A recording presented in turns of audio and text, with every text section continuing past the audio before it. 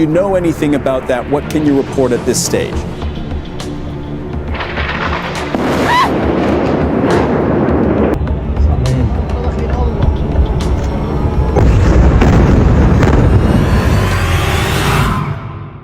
In October 2025, from the Egyptian city of Sharm el-Sheikh, came a bold announcement. A message that promised to bring peace and hope to the war-torn land of Gaza. It was called Donald Trump's 20-point peace plan, a proposal that claimed to end one of the bloodiest conflicts of our time. The plan's first phase achieved a ceasefire, yes, but the real problem lies in what comes next.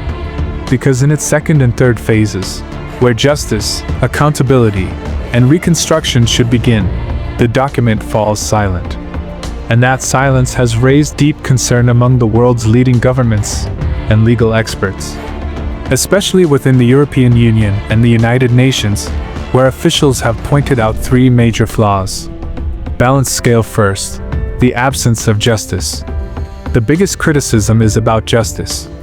The plan calls for a halt in fighting, but never mentions accountability for war crimes or the mass killings that took place in Gaza.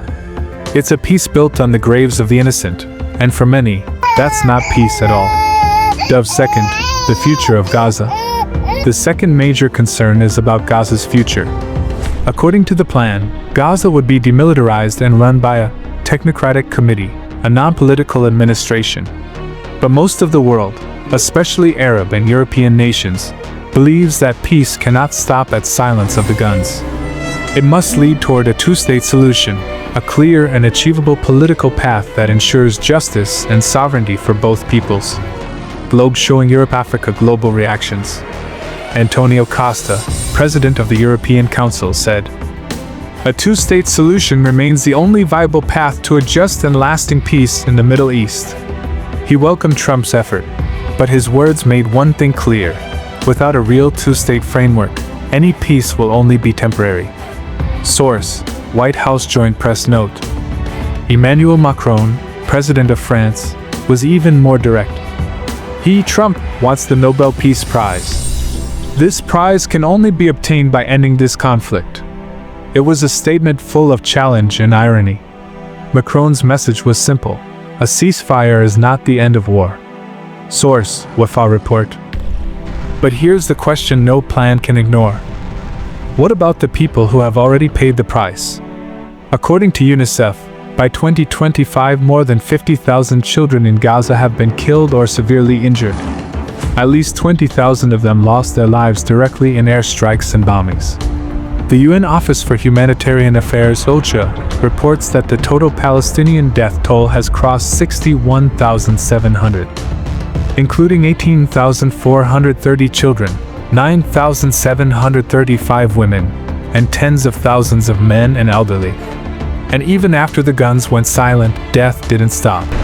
The World Health Organization, WHO, warned that hunger and disease are spreading fast. Just in 1 month, 63 people died from malnutrition, including 24 children under 5. These are not just numbers. They are broken families, lost futures, and silenced dreams. This is not peace. This is survival under the shadow of injustice. Dubbed the real question. So now, the world must ask, is this truly peace, or just a political performance? Because peace without justice is silence over blood, and silence can never build a lasting future. My 3 questions to you, the audience. 1. Is a ceasefire enough when thousands of children, women, and men have already been killed? 2. Can peace exist without justice? Can the killers walk free while the innocent lie forgotten? 3. Will Netanyahu and others responsible for this war ever face accountability, or keep walking freely as if nothing happened? These are not just questions about Gaza. They are questions about humanity itself. And if we stay silent today, history will remember our silence, not our sympathy. Because the real peace is not in documents or signatures. It's in justice.